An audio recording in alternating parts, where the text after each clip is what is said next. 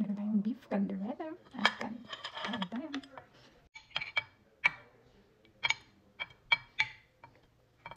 Ako niluluto to guys. Bigyan ko siya ng pineapple.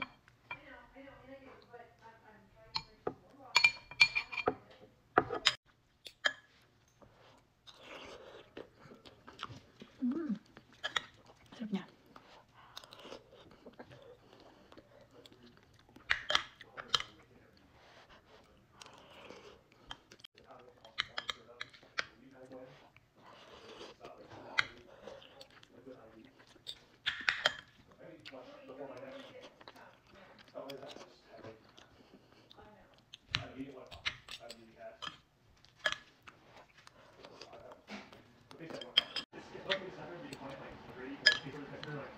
Ang sarap niya, grabe. Nagdok ko ng maraming cheese. Mozzarella. Kaya masarap siya.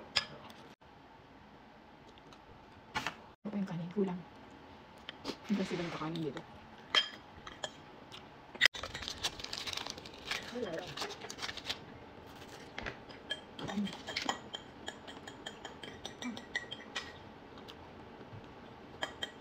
So, hindi pa tayo ng pwesto guys.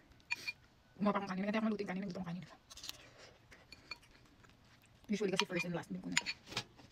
Diba nagkakaldef ako. Inilagyan ko. Nag-boiled egg ako kanina. Pinaka-protein ko na ito.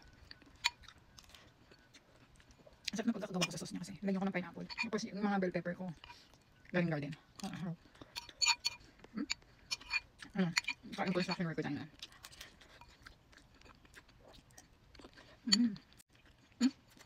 Masarap kumain sa ganitong paligid. May fresh air, may makikita kang nature. Masarap kumain ng Filipino food. Actually, alam nyo, dito ko lang nakapasya ng Filipino food. Nandito na ako na. Nananawa na ako sa pagkain ng American food. Iba pa rin ang pagkain Pinoy. Alam nyo yung hindi man kayo ganun kasarapan magluto, pero natututunan mo na perfect na siya. Kala una,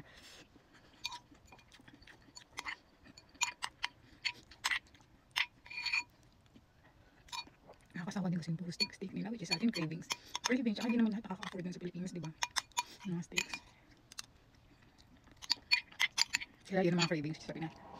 Dito, cravings namin dito, Filipino food.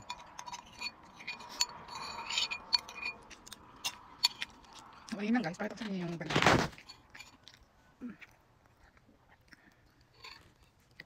Ganda. Mas ganyan kakain sa ganyang paligid. So, let's go lang. Thank you guys.